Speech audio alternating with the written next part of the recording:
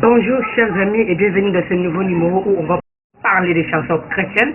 Déjà pour commencer, il faut déjà savoir si c'est quoi une chanson chrétienne. Quand on dit qu'une chanson est chrétienne, cela veut dire quand on parle des chrétiens, on entend le mot Christ. Et quand on parle de Christ, on voit le Saint-Esprit. Parce que Christ, c'est le Saint-Esprit.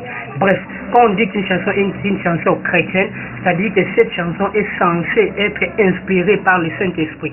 Et le Saint-Esprit, c'est ça Dieu, c'est la parole. Bref, une chanson qui est inspirée du Saint-Esprit, c'est une chanson qui est censée se concorder avec la Bible. Qui doit se concorder avec la parole de Dieu, qui est la Bible. Aujourd'hui, il y a tellement d'artistes, musiciens qui se disent musiciens chrétiens, il y a tellement de chansons dites chrétiennes. Heureusement, on a du mal à les différencier. Bien aimé, c'est pas parce qu'on cite le nom de Jésus que la chanson est nécessairement chrétienne.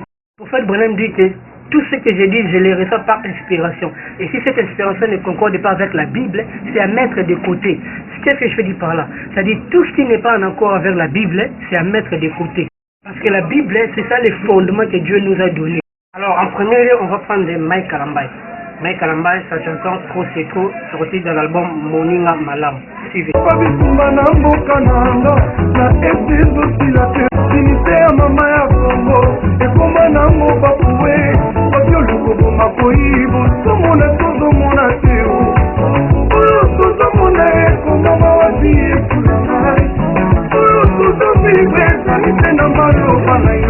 Pour ceux qui ne comprennent pas déjà les lingala, les frères en train de dire que dans mon pays, le Congo, à l'est, il y a des guerres, des viols, des assassinats et tout ça. Et à la fin, le mec dit, ce que nous voyons, c'est écrit où? Ce que nous voyons n'est pas mentionné dans ta parole. Sérieusement.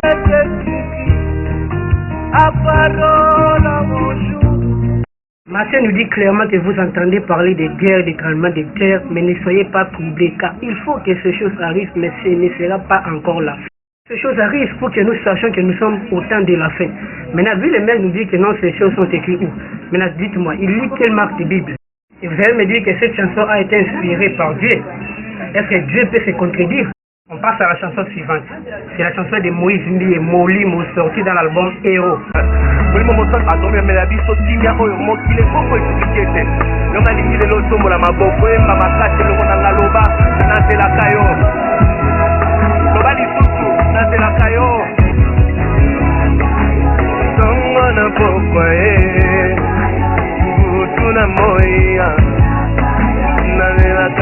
Et là, les frères nous parlent du Saint-Esprit, il dit, toi, mon professeur et tout ça, je t'aime, je t'attends. Maintenant, la pire des choses, il dit, Nazelakayo.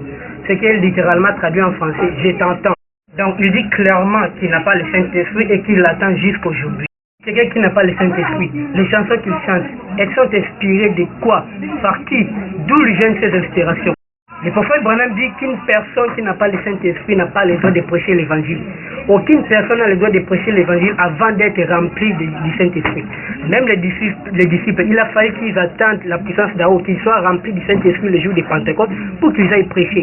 Acte 2:38, nous voyons clairement que l'Esprit était descendu sur les disciples le jour de la Pentecôte. Et depuis ce jour-là, les gens reçoivent le Saint-Esprit, ça se transmet. Et maintenant la personne chante, il nous dit, Nazélaka, je t'entends jusqu'aujourd'hui. C'est dommage, hein, quand une personne chante sans avoir le Saint-Esprit.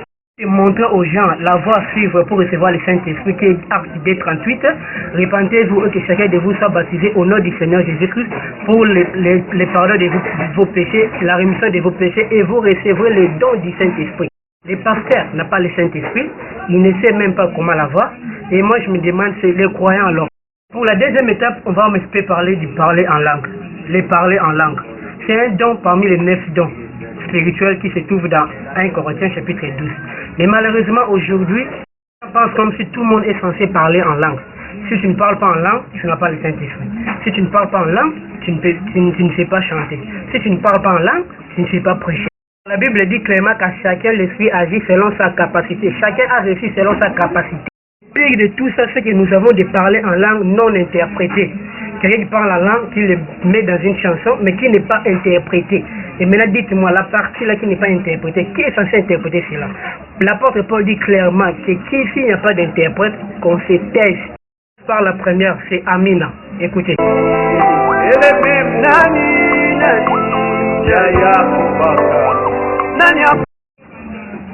La deuxième chanson, c'est duo va chanter par la sœur Lormo. Écoutez.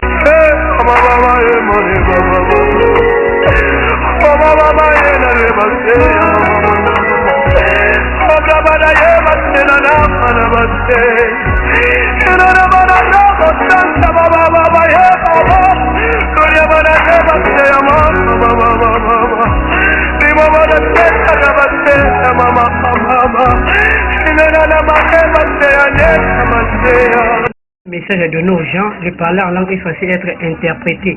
Et s'il n'y a pas d'interprète, comme le dit l'apôtre Paul, on doit se taire. Mais si ce n'est pas un message, pourquoi mettre ça dans une chanson là? Parce que nous on ne comprend rien, on ne sait même pas ce que ça veut dire. On entend seulement des on les plus. C'est que la chanson qu'une personne a préparée, elle a eu du temps pour écrire ça. Elle a espacé des moments, elle a tout planifié, elle a tout classé, elle est allée en studio. Et elle a eu à répéter ça plusieurs reprises. Donc même les parlants en langue là, elle répétait ça. Faut pas nous blaguer quand même. Nous lisons la Bible, nous avons la parole de l'air, nous avons les messages de l'air, nous avons les pectorales d'Aaron, qui est la Bible et les messages. Ça, je pense que ça sera tout pour aujourd'hui. La seule chose que j'aimerais vous dire, c'est que toute chanson dite chrétienne n'est pas forcément chrétienne. C'est pas le titre chanson chrétienne qui fait de la chanson chrétienne. C'est pas le nom de Jésus qui rend la chanson chrétienne. Ce qui rend la chanson chrétienne, c'est qu'on doit sentir que la chanson est inspirée du Saint-Esprit. Et une chanson qui est inspirée du Saint-Esprit s'accorde toujours à la parole de Dieu qui est la Bible. Le ciel et la terre passeront, mais la parole ne passera jamais. Les dons, les parlants en langue, toutes ces choses-là, ça passera. Mais il n'y a que la parole qui ne passera jamais. Alors accrochez-vous à la parole de Dieu. Chantez de manière à édifier les gens. Prêchez de manière à édifier les gens. Et non pour vous faire du pognon. Et non pour vous faire des grands noms. Aujourd'hui, nous voyons dans des chansons, des clips, vous voyez une sœur qui chante, qui parle du Saint-Esprit. Saint-Esprit descend, Esprit de Dieu descend. Mais elle est tellement maquillée, elle est en pantalon, alors que la Bible dit clairement qu'une femme ne mettra pas un habillement d'homme. Moi, je me demande, le Saint-Esprit là qui agit en vous là, il ne vous dit jamais comment se conformer à la parole de Dieu. Quelqu'un qui chante, qui se dit musicien chrétien, pasteur, mais vous, quand vous prenez sa chanson, vous comparez avec la Bible, ça n'a pas de place.